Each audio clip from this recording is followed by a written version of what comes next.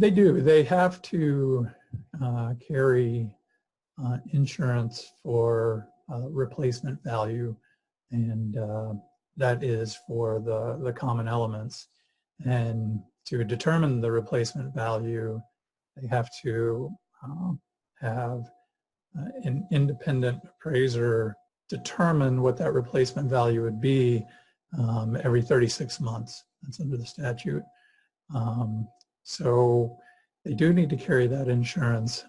There is not a guideline or a restriction in the statute, I should say, that requires a certain amount for a deductible or restricts a certain amount, so the deductible is not too high. So there's not a provision in the statute for that, but there may be in the governing documents. But if the governing documents say, well, we don't have to carry insurance, that's going to be trumped by the statute, which says that the association does have to carry insurance for common elements.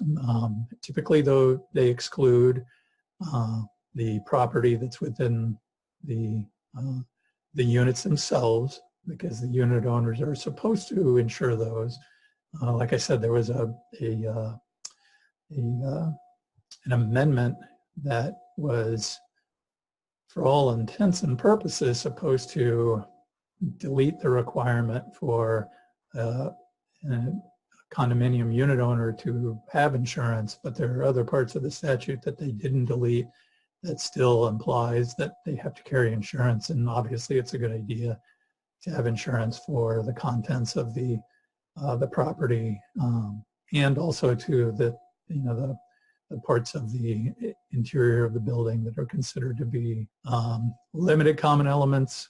Those are typically excluded on the insurance that the association carries, because typically those are the obligation of the owners that have the use of the limited common elements.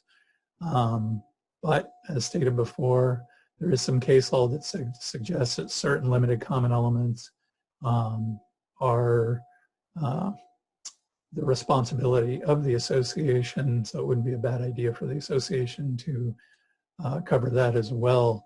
But my interpretation of the statute is that that's not required, and that only for the